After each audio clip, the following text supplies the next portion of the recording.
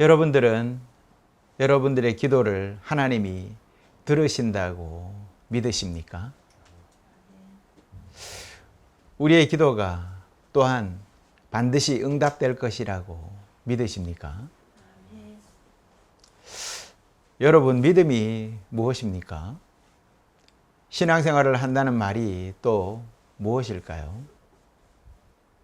믿는다는 말은 믿는 대상이 있다는 말인데, 그럼 우리가 믿는 대상은 하나님이고 그 대상은 확실히 존재하고 믿음의 관계를 가질 수 있는 명확한 분이어야 가능할 겁니다. 여러분이 믿는 하나님이 그런 분이십니까? 우리는 이처럼 믿음을 가지고 하나님을 따르는 이들입니다.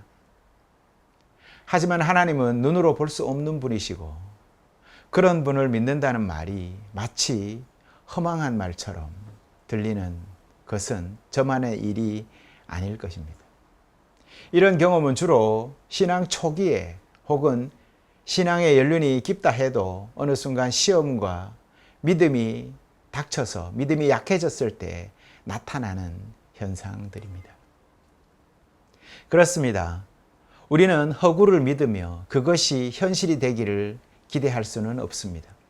그저 헛된 것을 바라기만 한다고 간절한 마음을 깊이 가진다고만 해서 불가능한 일이 가능한 일로 뒤바뀌지는 않습니다. 하지만 이 불가능할 것 같은 것을 가능하게 하시는 하나님을 믿는다면, 그분이 분명 존재하고 나의 기도를 들으신다고 믿는다면 불가능은 더 이상 불가능이 아닐 것입니다. 오늘 아침에 복음서는 갈릴리의 한 회당에서 그 회당을 관리하는 야이로라고 하는 사람의 이야기가 등장합니다. 회당은 구약과 신약 사이에 한 약 400년 동안 세계 곳곳에서 생겨난 유대인들의 작은 교회를 뜻합니다.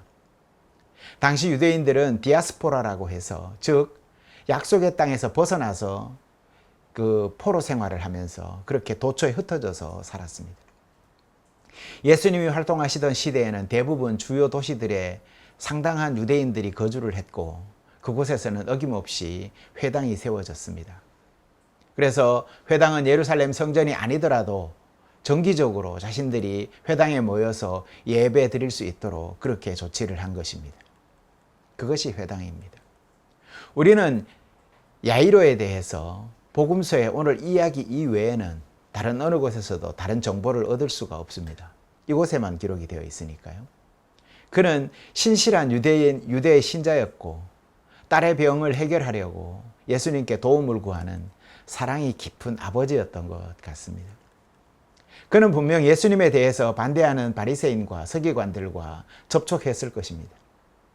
그는 예수님이 사기꾼이라거나 마귀와 같이 함께 내통한다라는 그런 비난의 소문들도 분명히 들었을 것입니다.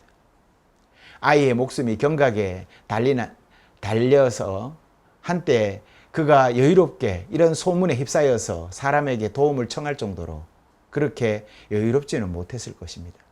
이런 소문이 퍼지는 사람을 어찌 믿고 가서 딸의 목숨을 구해달라고 요청할 수가 있겠습니까? 자기 입지가 있지, 사회적인 지위가 있지 않습니까? 회당을 주관하는, 쉽게 말해서 목사, 지금의 목사 아니겠습니까? 하지만 그는 예수님에 대한 부정적인 이러한 정보에도 불구하고 여전히 예수님을 쫓아 나아갑니다. 무리들을 헤쳐서 나아갑니다. 분명 많은 사람들이 회당에서 그의 얼굴을 봤었고 그의 존재를 이미 알고 있었을 것입니다. 그리고 이것이 그의 장래에 앞으로 미래에 어떠한 위협이 될지, 위협 요소가 될지도 알고 있었을 것입니다. 그런데 어찌 이렇게 예수님을 쫓아가서 이런 부탁을 할 수 있었을까요? 그는 지금도 앞으로도 더 많은 사람들의 손찌검과 논쟁에 휩싸일 수밖에 없을 것입니다. 그럼에도 그는 여전히 예수님이라는 부정적인 한쪽을 선택하고 있습니다. 사실 야이로의 입장에서 보면 예수님이 그의 딸을 도울 수 있든지 없든지 상관이 없이 단지 그의 도움을 구했다는 것만으로도 그의 회당장 그 직책은 위험할 수 있습니다. 그럼에도 불구하고 그는 이 모든 위험과 어려움을 감내하고라도 예수님께 나아갑니다. 그는 예수님께서 그의 요청을 들어주실 거라는 믿음을 가지고 호수 근처의 군중들 속으로 파고 들어갑니다. 그는 예수님께 이렇게 간청합니다. 주님, 내 어린 딸이 죽어가고 있습니다. 제발 오셔서 딸에게 손을 얹어주셔서 살아나게 해주십시오. 잘 기억하십시오. 야이로가 이렇게 말했다는 겁니다. 살아나게 해주십시오. 그런데 오늘 복음에는 그 이상의 메시지가 들어있다는 사실을 기억하십시오. 여러분, 제가 앞서 이야기 드린 말을 기억하시죠? 여러분은 하나님께 기도를 하면 그 하나님이 들어주실 걸로 믿으십니까? 아니면 아직도 반신반의하며 망설이고 있습니까?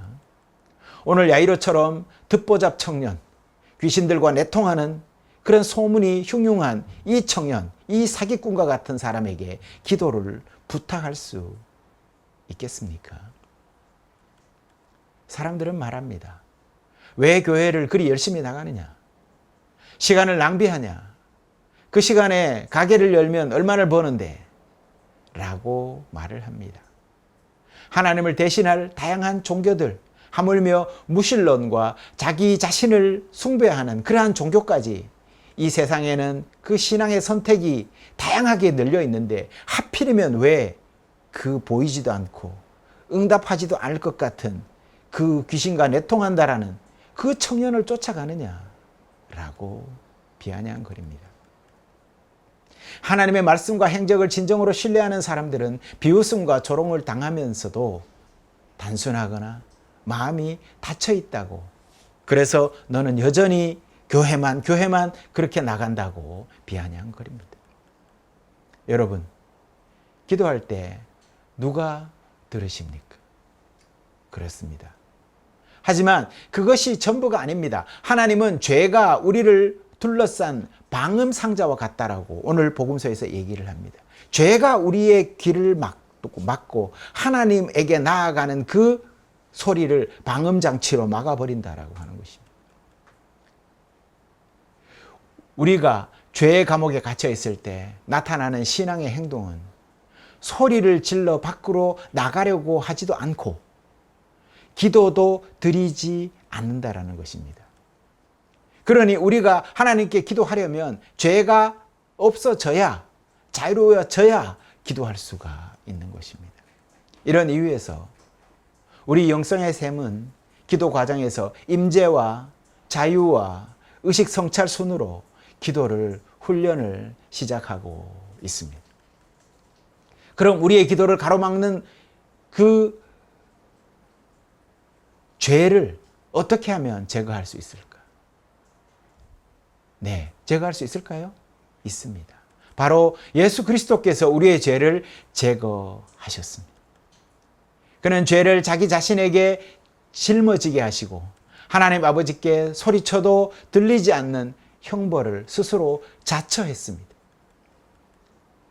십자가에 달리셔서 우리의 죄를 감당하실 때에 주님의 외침은, 그 기도는 아버지께 들리지 않았습니다. 이는 왜 나를 버리셨습니까? 라는 그 절규로 끝을 맺는 그 기도가 바로 그것임을 우리는 잘 알고 있습니다. 여러분, 왜 하나님 아버지는 예수님의 기도를 듣지 않았을까요? 그것은 바로 우리가 주님을 대신하여 그 자리를 차지하여서 가로막고 있었기 때문입니다. 우리의 죄가 주님을 가로막고 있었기에 주님이 그것을 방음제가 되어서 듣지 못하셨던 것입니다. 우리의 죄를 짊어지지 않으셨다면 분명 아버지는 그 말씀과 그 음성을 들으셨을 것입니다. 다시 말해서 죄가 없으신 분이 모든 죄인, 모든 인간이 되어서 하나님과 스스로 단절되셨던 것이죠. 그러니 아무리 주님이 그 마지막 겟세마네에서 기도할 때 외치셔도 아버지는 응답을 하지 않으셨던 것입니다. 여러분 잘 기억하십시오. 죄는 하나님께 나아가는 길목을 가로막는 방음제입니다. 우리가 외쳐도 하나님이 듣지 못하시는 바로 그 방음제, 차단막입니다. 이렇게 그래서 이제 우리는 어린 양의 피로 씻긴 우리 하나님께 구원의 믿음을 창조하신 우리는 종말의 날에 하나님께 외칠 수 있게 되었습니다. 이날 하나님께서 우리의 기도를 들으실 것을 분명히 우리는 믿고 알 수가 있습니다. 우리 주님께서 그것을 다 제하여 주셨기 때문입니다. 그러니 내 기도를 들어주실까라는 그러한 염려는 하지 않아도 되겠습니다. 더 이상 이런 염려는 하지 않아도 됩니다. 저번 주에 말씀을 나누었지만 작은 것이라고 이런 것까지 들어주실까? 그런 생각하지 마십시오. 작은 것부터라도 하나님께 아뢰십시오. 하나님은 모든 기도를 우리가 이미 그리스도로 통해서 우리의 죄가 다 속함을 받은 이들은 그 기도를 하나님이 들으십니다. 우리는 우리의 기도를 기꺼이 듣고 응답하시는 하나님께 기도하고 있는 것입니다. 이처럼 우리는 지금 무한하신 하나님의 사랑을 받고 있고 영원한 미래에도 이렇게 사랑을 받을 것입니다. 예수님이 야이로의 집에 가는 도중에 군중 속에서 다른 문제 때문에 혈루증 앓는 여자, 그 여인의 이야기는 오늘 우리 생략하도록 하겠습니다. 그 여인을 치료해 주신 뒤에 그렇게 다시 출발합니다. 군중들은 충격적이고 슬픈 소식을 그 사이에 듣게 됩니다. 야이로의 집에서 몇몇 사람들이 와서 당신의 딸이 죽었습니다 라고 말합니다. 이제 더 이상 선생님을 괴롭히지 마십시오 라고 하지요. 야이로는 예수님이 강력하고 사랑이 많으신 분이라는 것을 분명히 알고 있었습니다. 그는 예수님이 병자를 고치고 배고픈 사람들을 먹이신다는 것을 또한 잘 알고 있었습니다. 그러나 죽음은 그것과는 또 다른 문제였습니다. 그는 예수님이 딸에게 손을 얹으시면서 분명히 살아나게 하실 수 있다는 것을 알고도 있었습니다. 그럼에도 이 소식을 들었을 때 그는 마음이 얼마나 무거웠을까요? 야이로를 잘 생각해 보십시오. 앞에서 제가 말씀을 드렸습니다. 야이로가 그렇게 부정적인 평가를 받고 있는 예수님에게 용기를 내서 나아가던 그 야이로입니다. 보통 믿음이 아니죠. 그런데 지금 죽음 앞에 서서는 죽음에서도 살려주실 줄로 믿고 나와서 간구한 그임에도 불구하고 뭐라고 합니까? 그것을 부정적으로 또한 받아들이기 시작을 하고 있다는 것입니다. 그의 마음이 얼마나 무거웠을까? 그는 예수님을 신뢰하고 믿었지만 이제 모든 것이 끝났다고 생각했을 것입니다. 만약 예수님이 야이로와 눈이 마주쳤다면 그는 어떤 표정을 지었을까? 한번 상상을 한번 해보십시오. 우리 영성기도 안에서 오감을 통해서 기도를 할 때 그런 것들을 우리가 경험할 수 있을 것입니다. 영원한 하나님이시면서 그러시면서도 이 작은 소녀의 죽음을 마주했을 때 주님께서는 함께 눈물을 흘리셨을까요?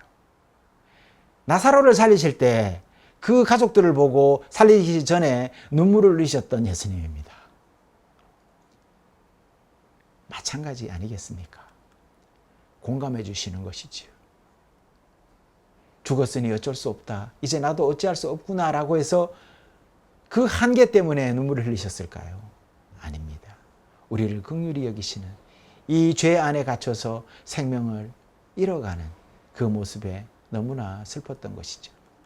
성경을 잘 보십시오. 예수님은 그들의 말을 무시하고 야이로를 위로합니다. 단도직입적으로 이렇게 말하죠. 예수님이 뭐라고 말합니까? 오늘 설교의 제목입니다. 두려워하지 말고 믿기만 하라.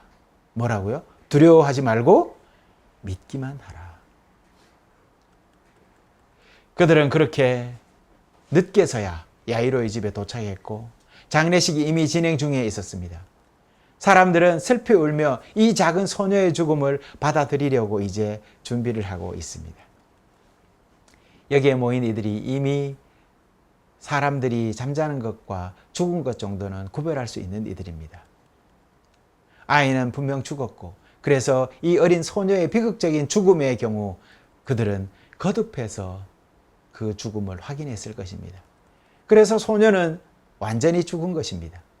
더 이상 이 세상에 소녀는 없는 것입니다. 그러니 뒤에 도착한 예수님이 아이가 잠들었다라고 말하는 그 예수님의 말에 사람들이 어떤 반응을 보였겠습니까? 오늘 성경은 비웃었더라. 당연한 반응입니다. 그녀는 분명 죽었고 잠든 것이 아니었습니다. 그러나 전능하신 하나님께서는 잠든 것이나 죽은 것이나 별 차이가 없었나 봅니다. 예수님은 모두 물리고 모든 사람을 물리치시고 어머니와 아버지와 함께 그 작은 소녀의 손을 잡고 이렇게 말씀하십니다. 작은 아이야, 일어나라. 아람어로 번역하면 달리다 쿰. 그러자 지체 없이 두 번 말할 필요도 없이 즉시 소녀는 일어나서 걸어 다닙니다. 여러분, 이것이 바로 여러분이 기도하는 하나님이십니다. 이분이 여러분의 기도에 응답하신, 약속하신 구세주이십니다. 때때로 우리의 기도에 대한 하나님의 응답은 우리가 바라는 것과 다를 수는 있을 것입니다. 때로는 하나님의 응답이 예일 때도 있고 때로는 아니요일 때도 있을 것입니다. 사실 기도하는 나 자신이 더 좋은 계획을 가지고 있다. 그렇게 말씀하실 때도 있을 것입니다. 야이로를 생각해 보십시오. 그는 치유를 원했지만 그가 응답받은 것이 무엇입니까? 그는 부활을 응답받았습니다.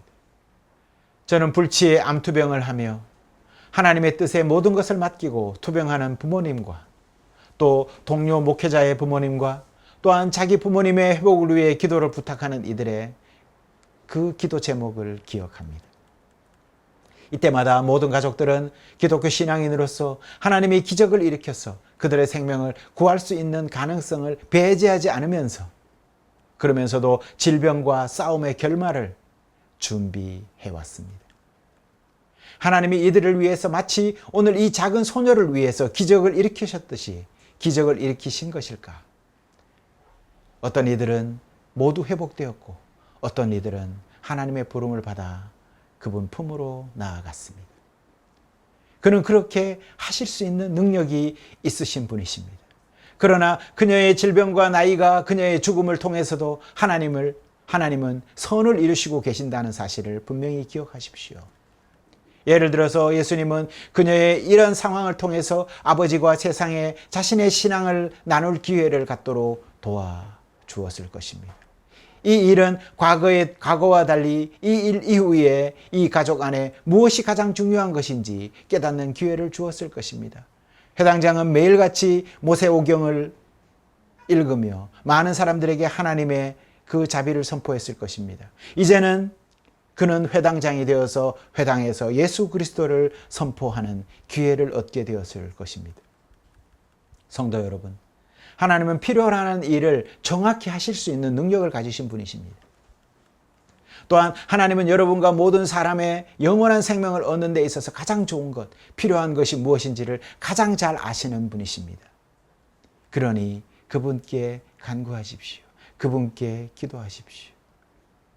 야이로는 예수님이 자신의 딸을 죽음에서 일으킬 것이라고 상상도 하지 못했을 것입니다. 하지만 예수님은 그것을 통해서 자신의 무한한 능력을 보여주었고 이후 세대에 이 복음서의 이야기를 읽는 수많은 사람들에게 깊은 영감을 전해주고 있지 않습니까? 그러니 성도 여러분, 여러분은 각자의 필요와 간구를 하나님께 올려드리십시다. 분명 하나님은 우리의 기도를 들으시고 응답하실 것입니다. 우리는 하나님께서 이 모든 것을 통해서 지금 여기에서뿐만 아니라 앞으로 이어질 영원한 시간에도 상상할 수 없는 선을 우리에게 이루실 것이라는 사실을 분명히 믿으시기 바랍니다. 그것이 바로 우리 그리스도인에게 주어진 특권이라는 사실을 명심하시고 한 주간도 그리 힘내어 살아가시는 모든 성도님들 다 되시기를 간절히 바랍니다. 기도하시겠습니다.